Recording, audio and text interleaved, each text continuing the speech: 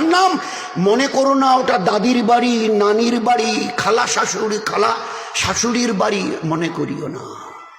জাহান্নাম তো দেখোনি, একসঙ্গে 17 রকমের আযাব জাহান্নামে এক একজন পুরুষ আর মেয়ের উপরে চাপানো হবে। 17 রকমের আযাব একসঙ্গে। 1000 বছর ধরে জাহান্নামের আগুনের জ্বলন, সাপের কামড়, ফেরেশতাদের লাঠির পেটাই, চিৎকার করতে করতে এ আল্লাহ এ আল্লাহ এ আল্লাহ মরে গেলাম, আর বরদাস্ত হচ্ছে না, হয় এখান থেকে বাঁচাও, হয় বাঁচাও আর নয়তো মেরে শেষ করে দাও, এই আযাব আর সহ্য করতে পারছি না।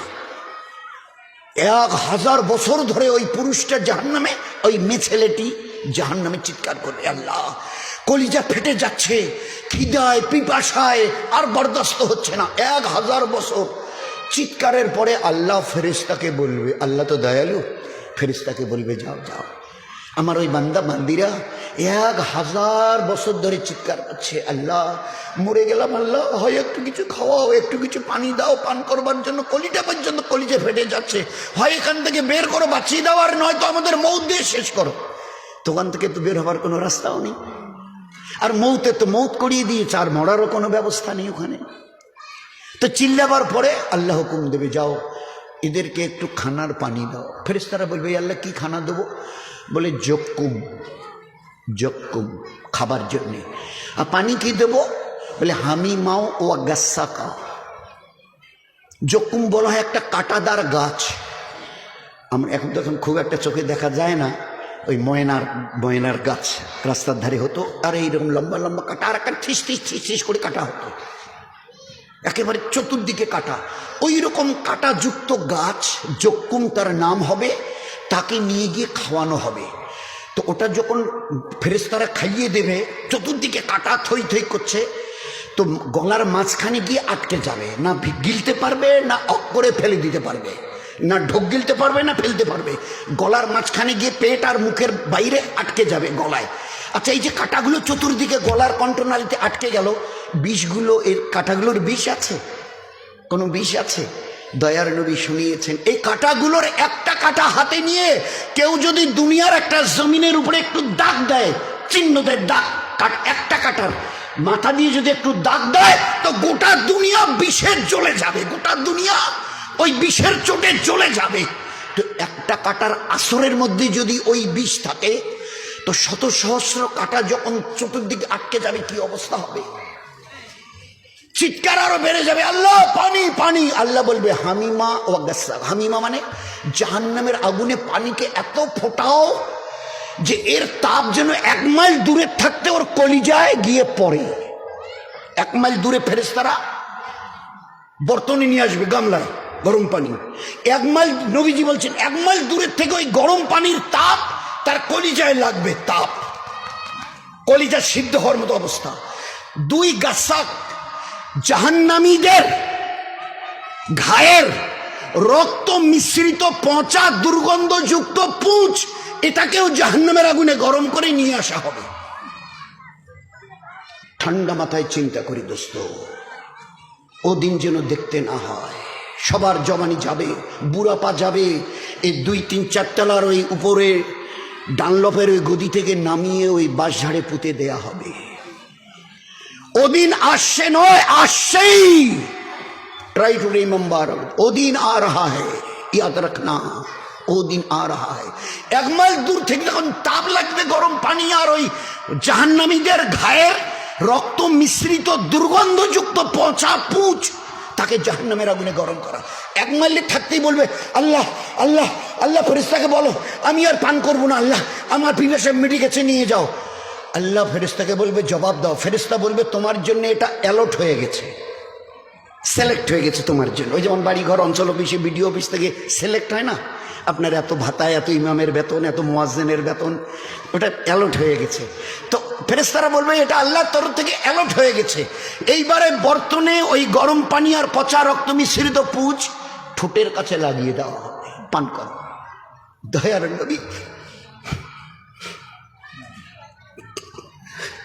দয়ার নবী সাল্লাল্লাহু আলাইহি সাল্লাম বলছেন, যখন এই পেয়ালা এনে, ওই গামলা এনে গরম পানি আর পুঁজের ঠোঁটে লাগানো হবে, তো লাগানোর সঙ্গে সঙ্গে এই ঠোঁটটা ফুলে গিয়ে পায়ের কাছে এসে পড়ে যাবে। নিচের ঠোঁটটা, উপরের ঠোঁটটা ফুলে গিয়ে মাথার উপর দিয়ে গিয়ে পিঠের উপরে গিয়ে পড়ে থাকবে। হুজুরের উম্মত, হুজুরের উম্মতের মা বোন, ওই দিন আসার আগে জীবনটাকে একটু বাঁচা, ওই দিন আসার আগে জীবনটাকে একটু বাঁচা। এ তো শুনছি, বরদাস্ত হবে তো, বরদাস্ত হবে তো। মৌতের এক ধাক্কা, মৌতের এক যন্ত্রণা, সে কঠিন আযাব। কবরের আযাব তার চাইতে লক্ষ কোটি গুণ বড় বেশি। কিয়ামতের একটা আযাব এই কবরের আযাব থেকে লক্ষ কোটি গুণ বেশি।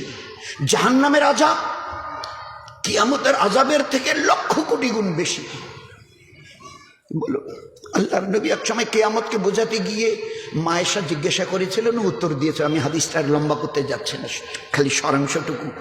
আয়েশা, তুমি কি বললে? আমার ওই কথাটা শুনে তুমি কি বুঝলে, কি বললে? হুজুর বলছিলেন যে, হুজুর সাল্লাল্লাহু মায়েশা জিজ্ঞাসা, কিয়ামতের মাঠটা কেমন হবে, হাসরের ময়দান একটু বলেন না। তো নবীজির চোখে পানি এসে গেছে, নবীজির চোখে, ইমামুল আম্বিয়া আমাদের নবী, দয়ার নবীর চোখে। আয়েশা, এই অসময়ে তুমি কিয়ামতের কথা জিজ্ঞাসা করলে, হাসরের মাঠের কথা।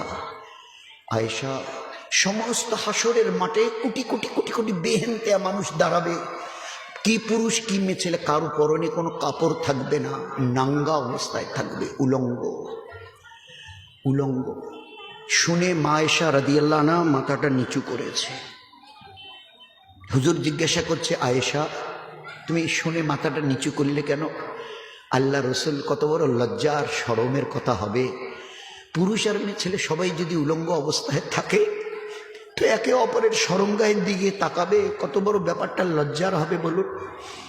হুজুর সাল্লাল্লাহু আলাইহি ওয়াসাল্লাম চিক মেরে উঠেছে, কান্না ডুকরে কান্না দিয়েছেন, চিক মেরে উঠেছে। আয়েশা, ও আয়েশা, তুমি কিয়ামতের মাঠের দৃশ্য তুমি দেখোনি, আল্লাহ আমাকে দেখিয়েছে। তুমি বলছো একে অপরের শরমগাহের দিয়ে তাকাবে, কত বড় লজ্জার ব্যাপার। আয়েশা, সমস্ত হাসরবাসীর একটা সেকেন্ড অপরের দিকে তো তার তাকানো দূরের কথা, নিজের চেহারার দিকে তাকাবার কারো ফুরসত থাকবে না।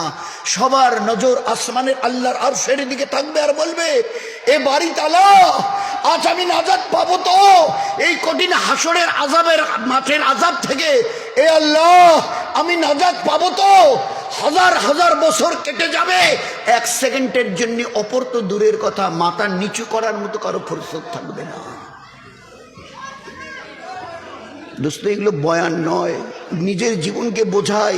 এই জীবন আজ বাদে কাল ওই জায়গায় তোকে দাঁড়াতে হবে, একটু হুশ করে চল বলে কথা বলছে আয়েশা।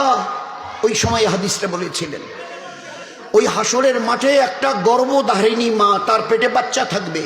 আল্লাহর কিয়ামতের মাঠের আযাব দেখে, আযাব থেকে বাঁচাবার জন্য ছেলেটা দৌড় লাগাবে, দৌড়। আর এই দৌড়ানো অবস্থায় তার নিজের বাচ্চা প্রসব হবে, নারী ভূমিগুলো বার হতে হতে মাইলের পর মাইল লম্বা হতে থাকবে, আর মেয়ে ছেলেটা দৌড়াবে, তার প্রসব হয়ে গেছে, সাকিত হয়ে গেছে, দৌড়াতে গিয়ে আযাব থেকে বাঁচার জন্যে। আল্লাহর দয়ার নবী বলছেন, আয়েশা, একটিবারও ওই মেয়ে ছেলেটার হুঁশ হবে না যে আমার বাচ্চা প্রসব হয়ে গেছে। অথচ প্রসবের যন্ত্রণা আমরা পুরুষরা বুঝবো না, ও মায়েদেরকে জিজ্ঞাসা করবেন, বিবিদের জিজ্ঞাসা করবেন যে প্রসবের যন্ত্রণা কাকে বলে। আমরা আমাদের একটা কুচিবাড়ি ভাষা আছে না, ওটার তো মরণ বাসন সময় চলছে, আমার না দোয়া করবেন তো, একটা মরণ বাসন টাইম, কী যে হবে আল্লাহ জানে, প্রসবের ওই জ্বালা। দয়ার নবী বলতেন, তোমার মায়ের তুমি কি হক আদায় করবে বলো, তোমার মায়ের তুমি কি হক আদায় করবে? তুমি যেদিন জন্ম নিয়েছো ওই দিন থেকে তোমার মা যদি 100 বছর বাঁচে, আর তুমি যদি তাকে কোনো সময় মাটিতে না নামাও, ওই ঘাড়ে বসিয়ে 100 বছর যদি ঘাড়ে নিয়ে ঘোরো, আমি দয়ার নবী বলছি, তোমার ওই মায়ের তোমাকে জন্ম দিতে গিয়ে যতবার মূর্ছা গেছিল, বেহুশ হয়ে গেছিল, একটা বারের ঋণ তুমি শোধ করতে পারবে না। একটা বারের জন্ম দেবার টাইমে তোমার মা যে অজ্ঞান হয়ে যাচ্ছিল, বেহুশ হয়ে গেছিল, কতবার আমি আর পাচ্ছি না, আমি আর পাচ্ছি না, আমি আর পাচ্ছি না, আমি আর পাচ্ছি না, কতবার তার দাল লেগেছে, বেহুশ হয়েছে, কতবার। একটা বারের ঋণ তুমি 100 বছর যদি তাকে ঘাড়ে বসিয়ে ঘুরে বেড়াও, তো কি যন্ত্রণা ওই প্রসবের টাইমে। দয়ার নবী কি বললেন, ওই বাচ্চা আজাব থেকে বাঁচার জন্য দৌড়াবে, আর দৌড়ানো অবস্থায় তার বাচ্চা প্রসব হবে, হুঁশ থাকবে না যে আমার বাচ্চা প্রসব হয়ে গেছে আর আমার পেটের নাড়ি ভুড়িগুলো এবারে সমানে বের হয়ে মাইলের পর মাইল লম্বা হচ্ছে আয়সা, তার তখন হুঁশ থাকবে না আমার কি হয়ে গেছে। ওই দিন আসার আগে জীবনটাকে বানিয়ে নাও। এই জন্যে আমাদের 10 বছরের উপরে যে বাচ্চা কাচ্চাগুলো আছে এদেরকে আমরা নামাজি বানাই, 10 বছরের ছেলে এবং মেয়ে একজনও যেন।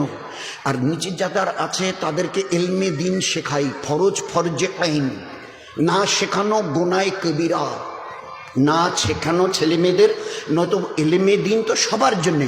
আমার বয়স 90, তো এই বয়সে তার এলেম শিখা যাবে না? কে বলেছে?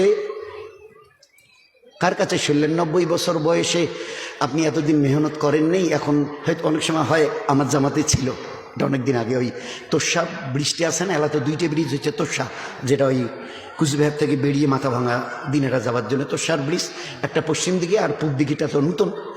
তো ওইটা পার হবার এই দক্ষিণ পাশে এসে এই দিকে একটা বস্তি আছে, ওই বস্তির হসতুল্লাহ বলে এক ভাই, হসরতুল্লাহ নাম, 64 বছর বয়স, আমাদের জামাতে ছিল, চিল্লায়। তো বহু চেষ্টা করা হয়েছে, বহু চেষ্টা। চাচা লা ইলাহা ইল্লাল্লাহ, লা ইল্লাল্লাহ, লা ইলাহা ইল্লাল্লাহ, লা ইল্লাল্লাহ, 64 বছর বয়সে। এবারে ওর বাচ্চারা আসছে না, কলেমাটা পড়তেই পাচ্ছে না। ইন্না আতাইনা কুলুহু সূরা ফাতিহা কাকে বলে বলছে জীবনে তালিমে প্রথম দিন দ্বিতীয় দিনের পরে খালি সমানে কাঁদত। হসতুল্লাহ ভাই কেন কাঁদছেন? তা বলে বাম্মা শিখায় নাই, কি করবো আমি, আমরা মরে গেছি, কি করবো, মুখে একটা বাঁশ দিবেন, বাঁশ এই যে বাঁশের থোপের একটা বাঁশ দিবেন, বাঁশ মৎস্যতে কথা কয়, মুখ বাঁশ দিবেন, বাঁশ মৎস্যতে কথা কয়, মুখ যদি একটা বাঁশ দিয়ে কন মুখ আঁকি দিবার পাবো, এই মোর মতো ছবি করে দিবার পাবো বাঁশ, তো আমি বাঁশক এমন করি ছিলি, এমনভাবে মানে গাতি হেনে দেন, তোমার মতো মানুষ তৈরি করি দেন। ছোট থেকে উল্লের উপরে মেহনত করছি, উল্লার মুই ওস্তাদ হয়েছেন, বাঁশ মৎস্যতে কথা কয়, কিন্তু মা বাবু শিখাই নাই, আমরাও কোনো রেজা শিখি নাই, যার জন্যে কলেমাটা সূরা ফাতিহাটা ইন্না আতাইনাটা মুখতে আসে না। তো এই জন্য উনি আর এবারে ঠিক করে নেবেন না। দয়ার নবী কি বলছে যে না তোমার বয়স 64 চলছে, আর চেষ্টা করার দরকার নেই। আল্লাহ রসুল তো বলছিলেন ইলমি দিন শেখো জন্মের দিন থেকে নিয়ে কবরে যাওয়ার দিন পর্যন্ত। উতলুবুল ইলমা মিনাল মাহাদি এলাল লাহাদ, লাহাদ বলা হয় কবর। আমি বয়সের কথা বলতে চাইনি, আমি আমার উম্মতকে বয়সের কথা শোনাতে আসিনি। ইলমি দিন এত বড় ফরিজা যে জন্মের দিন থেকে শিক্ষা শুরু করো, আর যতদিন কবরে যাওনি। এখন বয়স কত চলছে চাচা? বলে 104 বছর। বলে এখনো আপনাকে এলমি দিন শিখতে হবে। নবীজি বলেছে কবরে যাওয়ার দিন পর্যন্ত। তো নিজেরও জন্যে তাহলে বলে এলমে ফরিদা আলা করলে, তো নিজেরও জন্যে বাচ্চা বাচ্চাদের জন্য। তো 2 এলমি দিন শেখানো। 3 বাচ্চা বাচ্চাদের সুন্নত তরিকায় তরবিয়াত করি। শর্ট করি এবার, সুন্নত তরিকায় তরবিয়াত। আপনাদের এলাকায় এই কি যেন বালাঘাটের আপনাদের এলাকায় হয়তো নাই, বাইরে গিয়ে দেখবেন। আগে মা একদিন কয়েক আগে আমাদের মুসলমানের ঘরের মায়ের কোলে যখন বাচ্চা কাঁদতো না, দুধ পিতা হুয়া ছোট বাচ্চা, তো মা বলতো আব্বু চুপ চুপ, এই মা চুপ চুপ, বাঘ আসবে, ভালুক আসবে, হাতি আসবে, গন্ডার আসবে। এই মাই পিছনে সাহাবারা, তাদেরও কোলে বাচ্চা কাঁদতো, সাহাবাদের মায়েদের কোলে ছোট বাচ্চা কাঁদতো। সাহাবাদের মায়েরা কি বলতো? আম্মি চুপ চুপ, আব্বু চুপ চুপ, আল্লাহ আসবে, রসুল আসবে, ফরিস্তা আসবে, কিয়ামত আসবে। একই মা সেদিনের মা দুধ পিতা হুয়া বাচ্চাকে বলতো আল্লাহর কথা, রসুলের কথা, ফরিস্তার কথা, কিয়ামতের কথা। আর আজকের দিনের মায়ের কোলে, মুসলমানের মায়ের কোলে বাচ্চা কাঁদলে বলে চুপ, বাঘ আসবে, ভালুক আসবে, হাতি আসবে। ও বাচ্চা জন্মের পরের থেকে আল্লাহর নাম শুনতো। আমাদের ঘরের বাচ্চা মায়ের কোলে জন্মের দিন থেকে জানোয়ারের নাম শুনছে। আছে আমাদের এলাকায়, আপনাদের এলাকায় হয়তো নেই, বাইরে গিয়ে জিজ্ঞাসা করে খবর নেবেন। আপনারাও আজকের গিয়ে জিজ্ঞাসা করবেন, কোনো গোনা নেই, জিজ্ঞাসা করা যাবে, একদম শরীয়তে জায়েজ আছে। মা থাকে তো মা, যদি বিবি থাকে তো বিবি, আম্মা। তা আমরা তো দুই ভাই, তুমি জন্ম দিয়েছিলে, তা তুমি যে যখন আমাদের 2-2.5 বছর তো দুধ পান করিয়েছিলে, তা তুমি কি নিয়ত করতে? আমাদের যখন দুধ পান করাতে তুমি কি নিয়ত করতে বলো না মা? বিবি, আমাদের তো একটা বাচ্চা, 3টে বাচ্চা, তা তুমি তো 2-2.5 বছর করে দুধ খাওয়াতে। ছোট বাচ্চাদের 2.5 বছর পর্যন্ত ইমাম আবু হানিফা রাহমাতুল্লাহ রায় দুধ পান করাও। তা বাচ্চাকে যে দুধ পান করাতে কি নিয়ত করতে তুমি? তো এরা আসমান থেকে পড়বে, আসমান থেকে বাচ্চাকে দুধ খাওয়াবো, তো আবার নিয়ত কিসের? ওটা কি নামাজ না রমজানের রোজা? এরা তাজ্জব হয়ে শুনবে যে বাচ্চাকে দুধ পান করাতে আবার নিয়ত করতে হয়। 1,00,000 সাহাবাদের মা, একজন মা খুঁজে পাওয়া যায়নি যে মা দুধ পান করাবার সময় বিনা নিয়তে তার বাচ্চাকে দুধ পান করিয়েছে। একটা মা খুঁজে পাওয়া যায়নি, লাখের একটা। দুধ পান করাতে গিয়ে কোলে নিয়ে পর্দার মতো জায়গায় বসতো, পর্দার সঙ্গে সিনা খুলতে হবে, নিয়ত করতে, আল্লাহ এর দুধ পিতা হওয়া ছোট বাচ্চা, অবুঝ বাচ্চাটাকে দুধ পান করাচ্ছি, আগামী দিনে ছোট থাকবে না, বড় হবে, আর ওর মা আমি এই নিয়তে দুধ পান করাচ্ছি, আগামী দিনে বড় হয়ে আমার এই বাচ্চা যেন অলি আল্লাহ, গাউস, কুতুব, আবদাল যেন তৈরি হয়। এই নিয়তে মা তার বাচ্চাকে দুধ পান করাতো। এই নিয়তে আমরা আমাদের বাচ্চাদের বলি, এই আব্বু এদিকে, ওই দেখ তোর খালা খালু আসছে, যা দৌড়ি গিয়ে সালাম দে। আমার 1-1.5-2-3 বছরের ছেলে মেয়েটাকে আদব শিখিয়েছি, বাড়িতে কেউ এলে গেলে সালাম দেয়। হ্যাঁ, কিছু শেখাচ্ছে নিয়ে কথা নয়। ওই তোর খালা খালু যাচ্ছে, মা কোলে নিয়ে হাত বাচ্ছে, ভাই সাহেব ওই যে তোমার ভাইস্তা দেখো, যে টাটা দিবে লাগছে, টাটা। তোর নানা বাড়ি যাচ্ছে, নানা যে টাটা দে, টাটা দে, নানিমা টাটা টাটা টাটা। এখনো যে আল্লাহ তার জমিনের উপরে আমাদেরকে বাঁচিয়ে রেখেছেন, জমিনকে 2 ভাগ করে, আল্লাহ পাক ডুবে গারদ করে দেয়নি, এটা তার দয়া মেহেরবানি ছাড়া কিছু নয়। নাম নিচ্ছি শ্রেষ্ঠ নবীর, আমি নাকি শ্রেষ্ঠ উম্মত, আর আমি আর নিজে মা হয়ে আর বাপ হয়ে বাচ্চা বাচ্চাকে ইহুদ আর নাসারা টাটার বাই বাই শেখাচ্ছি। মা বলছে ওই ঘরে তোর আন্টি আছে, ডেকে দে তো, আন্টিকে ডেকে দে। তোর আঙ্কেলকে ডাকতো, আঙ্কেলকে ডেকে দে। আমার নবী কিছু শেখাতেই পারেনি, কিছুই ছিল না তার কাছে। হায় রে আফসোস, ধিক শতধিক আমাদের। আমি মাঝে মাঝে বলি, আপনারা যখন ওই কাক হয়ে ময়ূরের পাখা লাগান, কাক হয়ে ময়ূরের পাখা, এইবারে গিয়ে কোনো সোনার দোকানে, মিষ্টির দোকানে, কাপড়ের দোকানে গিয়ে যখন বাচ্চারা আঙ্কেল আন্টি এইসব বলে, তখন বিনা পয়সায় মিষ্টি খাওয়ায় তো, বাসের কোনো ভাড়া নেয় না তো, গয়না নিলে কোনো দাম দিতে হয় না তো। তো এইসব কিসের জন্য এই বলছেন? আল্লাহ পাক কোরআনে করিমের মধ্যে খালা খালু দাদি দাদা এগুলো কিচ্ছু শেখায়নি। আমাদের নবী কাকে কি বলে ডাকতে হবে, মামা মামানি কিচ্ছু শেখায়নি। খালুজি খালি খালা আম্মা কিচ্ছু শেখায়নি। ফুপাজি ফুপু আম্মা কিচ্ছু শেখায়নি। আমাদের নবী কিচ্ছু জানতো না। গোটা দুনিয়া আজকের যেখানে বিজ্ঞানের তরক্কি করেছে, গোটা দুনিয়া জ্ঞান আর বিজ্ঞানের মডার্ন টেকনোলজির যেখানে তরক্কি উন্নতি করে দাঁড়িয়ে আছে, আমার নবীকে জ্ঞান ও বিজ্ঞানের যেখানে পৌঁছে দিয়েছিলেন, ওই জায়গায় এই দুনিয়ার মডার্ন সায়েন্সকে পৌঁছতে আমি কসম দিয়ে বলছি কয়েক লক্ষ বছর যাবে তোমাদের। চিনি আমরা আমাদের নবীকে। একটা সুন্নতকে বুঝতে 1400, দুইটা বুঝতে কতদিন যাবে? গোটা জীবনের সুন্নতগুলোকে বুঝতে। আমি তোমাদের নবী বলছি, কোনো গরম খাবারে ফু দিও না, নাক দিয়ে হোক মুখ দিয়ে হোক। আমি নবী মানা করছি।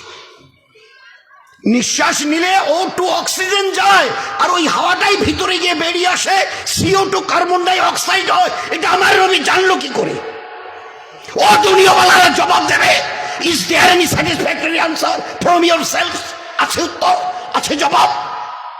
সেই দিন শুনে আমরা যখন বলতাম, আমাদের মৌলানারা বলতো, ভাই কোনো খাবারে মুখ নাকের হাওয়া দেওয়া যায় না। তো গায়েররা কি বলতো?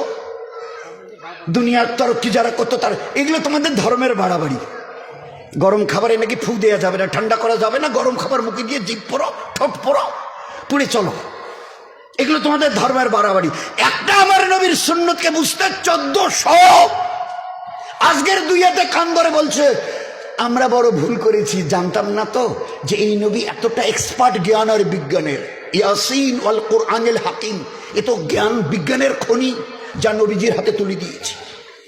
আমার নবী সরা কোনো লোকের কাছে শিখেছিল বই বগল দাবা করে গিয়ে, কেমিস্ট্রি পড়েছিল, অক্সিজেন, হাইড্রোজেন, নাইট্রোজেন পেশাবের রাস্তায় NH4 অ্যামোনিয়া বেরিয়ে আসে পানিগুলোতে। আমার নবী কি করে জানলেন? সিগারেটের টান দিলে নিকোটিন তৈরি হয়, আমার নবী কি করে জানলেন? বলেন না, কি করে জানলেন? সাহাবাদের সঙ্গে বসে কিছু একটা পান করছিল, দুধ, কেতাবে এসছে, হাদিসে পাতায়, হাদিসে পাকের দুধ। তো একজন সাহাবী ওই অবস্থায় উঠলো। হুজুর জিজ্ঞাসা করলেন, তুমি খেতে খেতে উঠে গেলে? আল্লাহ রসুল একটা মাছি ওই দুধের মধ্যে পড়ে গেছে, ফেলে দিতে যাচ্ছে, দুধটাকে ফেলে দিতে, মাছি পড়ে গেছে। হুজুর কি বললেন? বসো, ওই মাছিটাকে দুধের ভিতরে ভালো করে চুবিয়ে দাও, পুরোটাকে চুবিয়ে দাও, চুবিয়ে দিয়ে মাছিটাকে তুলে ফেলে দিয়ে দুধটা পান করো।